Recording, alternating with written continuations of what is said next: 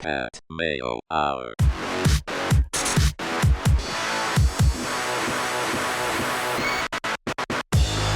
Welcome to the Pat Mayo Hour, talking DraftKings picks for UFC Tampa, or UFC Fight Night 19, but that's a lot of words. And UFC Tampa works out much better than me. Cody Saftik in studio. Yeah, Fight Night 19, that was years ago. UFC on Fox 19. Yeah, they're on like Fight Night 87 or something. It's hard to keep track of all these different ones, the different numbers. UFC Tampa works for me pretty fine. Yeah, exactly. You've been to Tampa? Because I've been there. Okay, I passed through Tampa, and there was a lot of Buccaneers fans, and it was not a place that I want to ever go to again. I mean, Florida in general gets a bit out of hand. Is this card going to get out of hand? I hope so. You know what? Florida's like a hotbed for MMA talent. It seems like everyone's just like, I want to trade in the sun, go out there and hang out. So go to the beach. Well, you work out, you get the beach body, you want to go to the beach. You train in Iowa, you can't really do that. Yeah, that's exactly it. I'm sure we're going to get this to this in a bit anyways, but this Glover Teixeira guy fighting in the main event, you got one guy, Rashad Evans, who lives in Florida of all places, and hang out. Boca Raton, come on, sounds like a good time. I mean, Boca Raton, he's not like an old Jewish guy. Yeah, I know, but I mean, if you got those guys sponsoring you, then come on, you don't even have to have a real job. His opponent,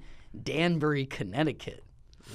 That's rough. So yeah, we'll get to that in a second just to set it up. We're talking DraftKings on a 2-week losing streak. Oh, I know. Fortunately, we're still up a ton of money based on that card from like 4 weeks ago. With my GPP lineup that you gave me, won like $1,000. That was nice. We gotta get back to that. Hey, we're right still up, and hey, this is how you have to play daily fantasy. Little loss, big win. Big win. And that's all you want, just like golf. So, Cody's from the Fight Network. If people haven't checked that out, I suggest you do go check that out. If people are watching this on the Fight Network, hey, welcome. If not, go check out the Fantasy Sports Network, where I reside most of the time, bringing the fantasy slant to all of this. Oh, dropping down your seat too. Yeah. I saw director A-Rap giving me you the get down. Yeah. So I was like, I'm just gonna wait till he switches over to Mayo shot, which I saw. But then you blew it because I was gonna be like incognito. No incognito. I saw it. Yeah. I wondered what the hell you were doing.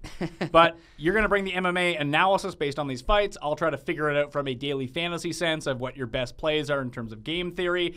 But I don't know a ton about MMA, so every time that you hear me mispronounce a name, I'm already staring at one that I know I'm gonna get wrong. You're gonna hear. Oh, yeah. And we'll have some fun with that. Let's start with that fight, just so I can get this one out of the way. Khabib Nurmagomedov. Nurmagomedov. I totally missed the M there. Versus Darrell Horcher. Darrell. No. What'd you call Darrell? Darrell. I could have gone either way. You don't have a picture of him, right? But no, Darrell Horcher. Yeah, that's double X for me. That's not double. good. Not starting off well. Minus 1,000 for Khabib, which I'm going to call him from now on. Oh, yeah. Most people do. He's undefeated. He's coming back off, knee surgery? Yeah, but long layoff. 2 years? Yeah. And knee, obviously, something when you've wrestled your entire life, your knee's going to go. And in his case, it went. And then when you're getting ready for a fight, you're training super hard in the gym. You're working your wrestling, which is your bread and butter. And sure enough, he blows it out again. So there has been guys that have come back off 2-year layoffs from knee surgery, and they've been okay. I'm hoping Khabib's one of those. But, I mean, that does make it a tad bit risky. He's 11-4 on DraftKings, minus 1,000 on the odds, or maybe even higher, depending on what book you go at. Do we want to take him in DraftKings? Because obviously the strategy behind winning at DraftKings is not only picking the winners in the fight, but getting the quick finishes. And I was talking to Pogie Paul Shaughnessy, and I was asking him about this Khabib guy, because I was trying to get some sleepers before you came in here. He's like, yeah, you know what? He can finish, but it's more likely to be a decision win, which we don't want. In fact, especially when you're going to pay $11,400. That's the thing. He's the most expensive guy. You need a quick finish. Exactly. So I have mixed feelings on this one, to be perfectly honest with you. If I'm playing a GPP and I definitely need a finish, then no, I'm not going to play him. Simply because if you look at his past track record in the UFC, he's gone to decision a number of times. However, when you look at the guys that he's fighting and he's going the distance with, Pat, they're really good guys. They're guys that the current champion, Rafael dos Anjos, Khabib beat him by decision, right? Sure, he can't finish the guy, but he's the former champ. Gleison Tibau, perennial top 10 guy. Pat Healy, good luck putting Pat Healy away. Pat Healy from Something About Mary? Pat Bam Bam Healy. This guy's just durable. Harder to put away than gas station beef jerky. I mean, he's just the man. And then when you look at it, it's like, oh, well, Khabib took another guy down. No, I took another guy down. No, I took another guy down. Well, they're higher level guys, and that's what he needs to do to get the win. When you look at it, he's got 2 finishes inside the UFC. He beat up a guy named Thiago Tavares, who knocked out in a minute and a half. And he choked out a guy named Kamal Shaw-Larus in the 3rd round. Both of those guys, arguably better talents than Darrell Horcher. Darrell Horcher's taking the fight on a week's notice, so he's coming in because Khabib's Khabib was originally the main event, taking on Tony Ferguson. Tony Ferguson goes to the doctor, not feeling too well, and they're like, oh, your lungs are filling up with fluids and blood. So needless to say, you're not fighting on Saturday in Tampa. So Khabib's like, okay, I'll fight somebody else. Nobody wanted to fight Khabib. So they're like, okay, we just signed a guy that has never fought in the UFC. Out of Connecticut. Out of New Jersey. New Jersey. He is a project manager for a sheet metal factory. He hasn't been training, and he's currently walking around 181 pounds. He needs to get to 155 pounds in a week. Needless to say, we can't make it to the main event anymore. Heck, we can't even make it the co-main event anymore. That's how low quality the opponent is, but we're still going to have you on the main card. So he's taking this guy on the main card. Buddy calls UFC. He's like, I can't actually make 155. They're like, what about 160? He's like, okay, I can make 160. That's a 21-pound cut still in a week. Hasn't been in the gym. For a guy that hasn't had a full training camp like Khabib probably has. An extended training camp because he was getting ready for a 5-round main event. Now he only has to fight 3 rounds. And now he's got a guy that, Tony Ferguson, top 3 guy in the world. Darrell Horcher, top 50 guy in the world.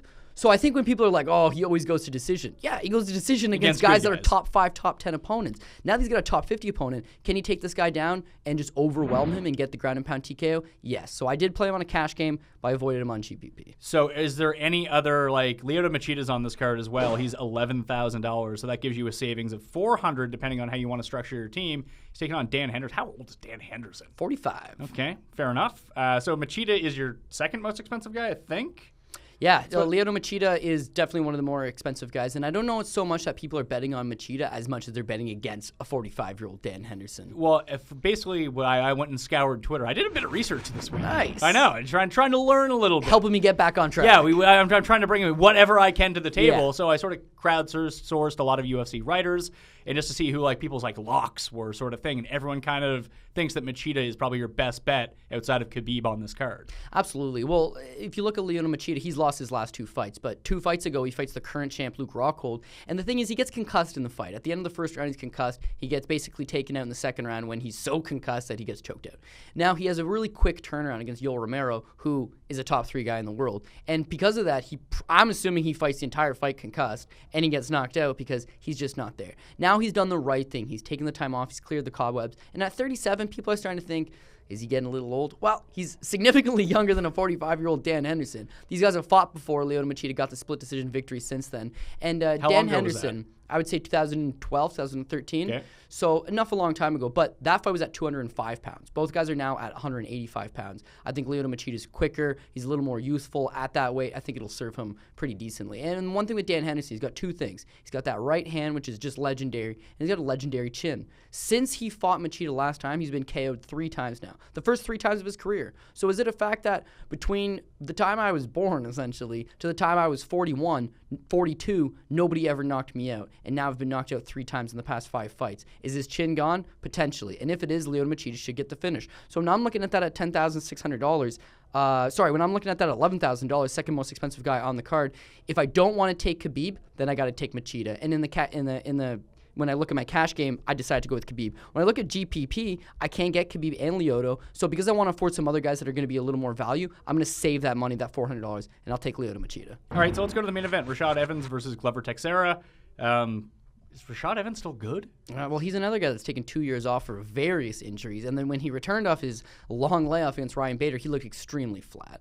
So now he's coming back. He's supposed to fight Shogun, which is actually a fight that he matches up extremely well with Shogun because of the wrestling, because of the fact that Shogun's another just broken down body. Rashad was going to be able to kind of have a good performance, I would think. Shogun pulls out of the fight, and instead of being like, let's give you a middling guy, let's give you a lower ranked guy, they're like, we're going to give you Glover, a former title challenger who by all accounts is, fighting the best fights right now that he ever has. He's on a 2-fight winning streak, has looked pretty good against his last 2 opponents, OSP and Pat Cummins, and those guys are both wrestlers, and if you can't take Glover Teixeira down, you got to stand with him, and not many people can. What we've seen from Rashad lately is post those knee surgeries, post a bad shoulder, post a bad back, post a bad right eye. He's got a wonky eye? Certainly, it just looks hazy. You ever seen like an old dog? It's got like cataracts, and there's something missing there. He doesn't necessarily have that like Michael Bisping, but you can just tell that this is a guy that's shop worn. This is a guy that's been hit a number of times, and he's getting a little bit older in his own career. And when you're an athlete that's based on movement and speed and unpredictability, and you start to lose some of those things, start to lose your confidence, start to lose that desire,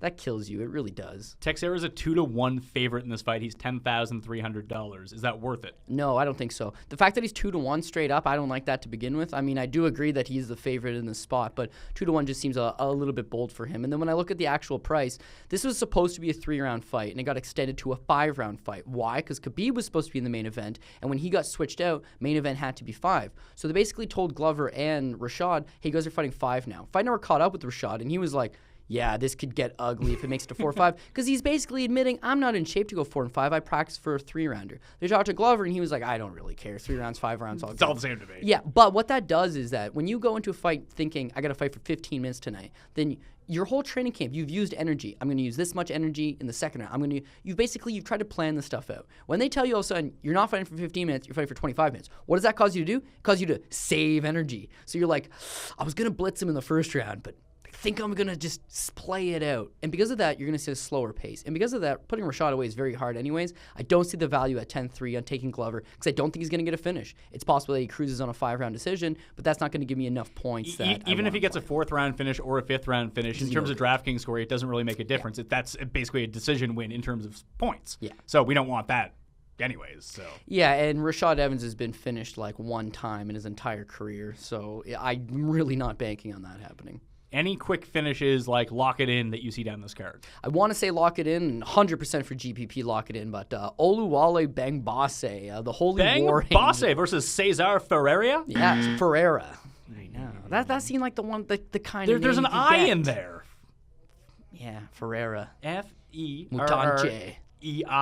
I thought there was like an extra bit in there. There's not, as it turns out, according to you. Yeah, so I actually had played Oluwale on my GPP and my cash game, and upon further investigation, I decided that he's not really a cash game player because, as you saw from last week, the guys that got finished in the first round, well, I had pegged them finishing in the first round. Sometimes when you're going for it, it doesn't actually it leaves you susceptible to being knocked out too. Like, that's just how it is. Absolutely. So we got Oluwale here, and the biggest thing he's got is prior to making it to the UFC, all first-round finishes. The guy's a tyrant. He takes guys out in the first round. Very menacing, very powerful, good striking acumen. Makes it to the UFC, and in his last fight, he knocks out Brazilian Daniel Sarafian in 1 minute. Kicks him in the head, 1 minute flat.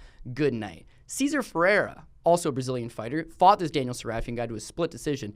He's had 3 losses in the UFC, Pat. He's been knocked out in the first round all 3 times. He actually lost his fight before coming to the UFC when he was knocked out in 25 seconds into the first round. So his chin, non-existent. If you hit this guy, he will go down. Logic very simply dictates Oluwale, who's has a proven track record for hitting people early and putting them down, will hit Mr. Glass, like from the movie, what is that movie with Bruce Willis? He's like basically indestructible, and Morgan Freeman's just made out of glass. Unbreakable. That's what I was gonna think. Unbreakable, but I was like, you said indestructible. Exactly. So he's basically Glass Joe from Punch-Out. He is Glass Joe. Now, the reason why I took him off the cash game is because Glass Joe knows he's made out of glass. So he wants to get this fight to the ground. He's going to look for the takedown. And Ferreira's a black belt. Oluwale's a purple belt. That does count for something. If he does get the fight to the ground, and he can get the fight to the ground, he's going to look to sub him, or he's going to make it to look a boring affair. If this is Ferreira from 2 months ago, he still thinks to himself, those are lucky punches. Now he knows, I cannot take a punch, so he's not going to stand in the front. For a GPP, I'm playing Oluwale all day long. For the quick finish. Oh, absolutely. But for a cash game, now I'm thinking, is there something safer? Yes. All right. Let's go to this one. This one looks fun. Santiago Ponzinibbio versus Court McGee. Yeah. Ponzinibbio. Probably, I don't know, Chilean or not Italian like his name sounds. Argentinian. There you go. Pretty close. 10-1 for Santiago. McGee is 9-3. I've never heard of any of these guys. Yeah, well, actually, they're both pretty good talents. Court McGee, I believe, won the Ultimate Fighter back in the day, so he's definitely a name. The biggest thing with Corey McGee is for a 31-year-old guy, he is shop worn just because he, the way he fights, that grinding ability, that ability to just keep coming at you.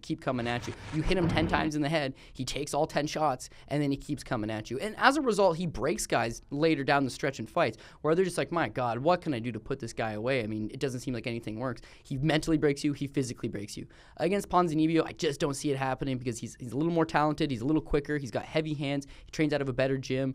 I just think that he's going to have the skills. That being said, though, I don't see any value here because for Corey McGee, if he's going to get the win, and can he win? Absolutely. But if he's going to get the win, it's going to be a grind amount affair. He's going to hold Ponzinibbio against the cage. He's going to try to get some desperate takedowns. He is not going to score a lot. If Ponzinibbio wins, he might light Corey McGee up, but he is not putting him away. Corey McGee has already died one time, right? I believe it was a heroin overdose. And so what more can you do to this guy? He's already flatlined. As a result, Pat, you cannot put this guy away. Like, he is Bruce Willis from Unbreakable. He is unbelievably hard to put away. So I just don't really necessarily see any value. Stay away fight. Right. Michael Graves, Randy Brown. You got 9,000 versus 10-4. Do you like Randy Brown here? He's an expensive player. Yeah, I don't like Randy Brown, to be perfectly honest with you. He comes from that show, Looking for a Fighter, same show that Sage Northcutt came from. So a lot of casual fans, they see that and they're like, oh, Dana White and his buddy said that this guy's the next GSP. So they tend to jump on him here. Against Michael Graves, I'm not going to say he's the next GSP, but he's certainly a real prospect. It's funny, though, because the DraftKings pricing has Brown at 10-4 and it has Graves at 9,000, yet the betting odds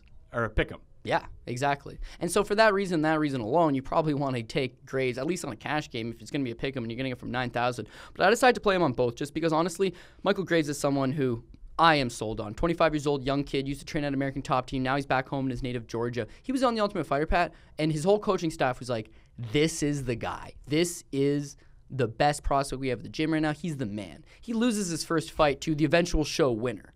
Goes to the house, just starts boozing, man. He's down on his luck. He's sad. He gets all boozed up. Now his team, they need a big win, and they're like, who are we putting in? We're like, oh, we could go this guy, we could go this guy. They're like, well, we got Graves, and he lost his first fight, and he's been boozed in the house ever since, and he's real depressed and sad, and, well, he's still better than the rest of these guys. Throw him in. That just goes to show how much confidence his coaching staff on him. He ends up winning that fight in a great submission win. Comes back from some adversity and gets the win. And I just think that as a 25-year-old, he's starting to hit his stride, starting to hit his peak. He's the real prospect here. I think he gets Brown down. I think he maybe even chokes out Brown in the second round, third round kind of situation. So I most definitely play Michael Graves on GPP and cash games because $9,000. Sign me up. Let's get to your cash team then. So we're going to differentiate between cash games and GPPs. Cash games, again, top 50% of the field win, or if you play a head-to-head lineup, you just need to beat one other guy. That's where you're probably going to make most of your money from a strategy perspective on bankroll. If you do try to play this every single week, 80% of your money should be in cash games, if that's the way that you want to play. Some people just want to take shots. Oh, yeah. And there's nothing wrong with that, playing the gigantic GPPs, but let's hear your cash team. Okay, starting out with cash team, we decided to go with Khabib Nurmagomedov, $11,400. The Eagle finally coming back to the UFC. Everyone's excited for that. And yeah, I just honestly, Pat, I think he's a safe bet. I've seen him break his foot really early in a fight and take the guy down 19 times after that. So I'm really not worried if his knee's good or not. I know he's going to get the win. The real question is, does he get the finish? And on a cash game, I'd love the finish, but it's not the most important thing. I think he gets the win comfortably. I'm cool with that. Islam Makhachev. Are you surprised to hear that? That's Khabib's cousin. We're rolling with him too. Two Dagestani fighters, tough as nails. With Makhachev, a little cheaper, obviously. He's taking on a tougher opponent than his older cousin Khabib is here in Darrell Horcher. But yeah, when he matches up extremely well with Drew Dober. He's coming off a loss. I think that's why people are going to fan him just a little bit. And I think he's got the goods. Good submission game, good wrestling game, two-time World Combat Sambo champion. I'm pretty sold on him. Moving now, we got Hacran Diaz, 9,600. I don't have any grand illusions with him getting a finish, but I think what he can do is comfortably get takedowns. I'm talking a couple takedowns per round, good ground and pound. He is a grappler, is a black belt. So if he can transition, that's one, I'm not going to say flaw I've noticed in DraftKings, but you can score a lot of points off these guys that just move on the ground because you're getting points per, position. Position, right? Significant strike, counter strike. Yeah. So if you're standing and I hit you with 3 awesome punches and the crowd's like, yeah, and you're rocked and we both hang out, That's not as good He as has if like I 6 get, points. Yeah, if I get a takedown and I move to side control, back to guard, to side control, take the back, hit you 4 or 5 times, that's points, right? And Hacran Diaz has that ability. I think he gets the win. And once again, it's cash game, so I'm just trying to be a little bit safer here. Tecia Torres, 9,200. She's never finished nothing. But once again, she's very well priced at $9,200. She's the dog against Rose Namajunas, but she's already fought this girl, and she has a win over her as well. So I think, for a striker, they match up fairly well together. 9,200, I'm going to play that. And then finally, $9,000, Michael Graves. This one, the only one issue with my cash game is that when I look at it, in my honest opinion, is that I think Khabib and Islam could get the finish. I think Hacran Diaz, Torres, and Michael Graves are going to the distance. That's why it's a cash game. I don't think this is going to win a GPP by no means, because it's like that one time where we had 5 winners and they're all 5 decisions. You can win a straight up head-to-head game. In a cash game, that was more than enough. Like if you can get around 275 points in a cash game, you're going to win. Yeah, and honestly, I think this is good for 275, no problem. GPP, let's hear it. All right, GPP, we're going to get a little risky here. Lyoto Machida, 11,000. Once again, this is no knock on Dan Henderson, but if his chin's even gone a little bit and you're taking on a guy like Lyoto Machida, who should be all the way back, taking some time off, he should be able to get the win. Islam Makhachev, 10,600. Decide to keep him. Once again, he's safe, and I think he's got the goods to get the finish. You got to get your boy Oluwale on there. The Holy War Angel, Oluwale Bamgbose, 10,500. I think he's definitely worth it. He's literally taking on a piece of glass. So I would try to get Bruce Buffer on my squad, just because when Bruce Buffer announces Cezar Ferreira, he does this like twist, and the wind that might knock him out off the little cue card. Just the gust might just completely make him just go down. So it's like, gonna stay away from that. I'm definitely going to Oluwale. 9,000, Michael Graves. 8,200, we've got Manville the Anvil Gamburyan. Who? Manville the Anvil Gamburyan. That's also pretty good. known as Manny Gamburyan. This guy's, as his name would dictate, $8,200. Yeah, he's like 5'2". Is he gonna get knocked out in 10 seconds? No. He's a 4-1 underdog. Yeah, fair. Well, I mean, think about it. You talk to Paul, the biggest Khabib fan of all times, and you ask him about an 11-1. Paul's a Khabib guy? He's got a T-shirt in his office. Khabib. It's all about him. Well, now slim down Paul. That might be the only T-shirt he has that fits him anymore. True. Or maybe he's keeping it in the office because he's just a giant Khabib mark, and every day he comes to work, he thinks to himself, "Oh, Khabib. Finally, Khabib's back." And this guy doesn't even think Khabib gets the finish. So the fact that it's a 4-1. John Dodson, his opponent, he's moving back up to 135 pounds. This guy is tiny. Oh, these guys are a little fellow. 5'3", yeah. 5'3". So Manny is very powerful. I personally don't think he gets the win. And I know that's a little weird to have him on your team when you don't think he gets the win. But the littler guys fight back and forth with each other. You can pile up points. I'm looking to get 20, 30 points out of it. Now, I'll tell you something. In a picture-perfect world, if Machida gets the finish, Islam gets the finish, Oluwale gets the finish, Michael Graves gets a late finish, I don't even really need Manny to get anything more than 20, 30 points. You do, though. In order to win the GPP, you're going to need 5 winners. So if this guy has no chance of winning, I have a problem putting him on my team. Well, I don't say he's got no chances. It's when you end up with $8,500 left over and you look at the 3 bottom people, you're not taking Darrell Horcher. So we're not taking him. We're picking against him, aren't we? Yeah, we're picking. Well, on the cash game, we're picking against him. But you're not taking Darrell Horcher. So he's $8,000. Dan Henderson's 84, and we're picking against him as well. We're picking against him. So this is the only guy left. Well, so we got $700, so you can go all the way up to $8,900. But as I mentioned, there's just nothing there that I'm looking at that I'm liking. In fact, we're picking against the majority of the guys you could have. Yeah. When I look at Manny, can he get the win? Yes, he can get the win. But if I was to put a percentage on it, he's got maybe a 15% chance, which isn't great.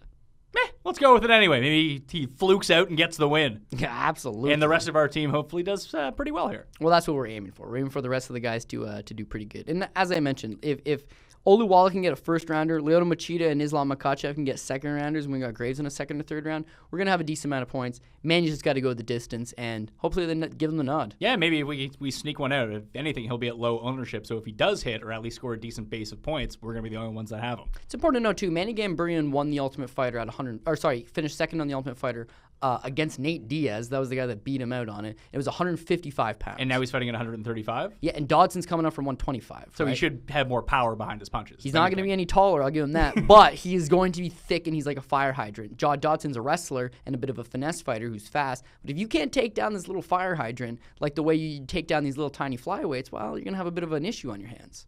Cody Saftik. Check him out on the Fight Network and at CJ Saftik on Twitter. Plus, subscribe to the Bookie Beatdown with Cody and Paul Shaughnessy for all your MMA gambling needs. Plus a bit of DraftKings too. Pat Mayo, you can follow me at the PME, and remember, subscribe to the Pat Mayo Hour on YouTube and iTunes under the Pat Mayo Hour. I'm Pat Mayo. I'll see you next time. The the latest expert fantasy sports strategy and tips on YouTube, click subscribe. You can also follow us on Facebook and Twitter, and call your local cable TV provider to order Fantasy Sports Network, or watch us on Roku, Apple TV, Amazon Fire, and Xbox.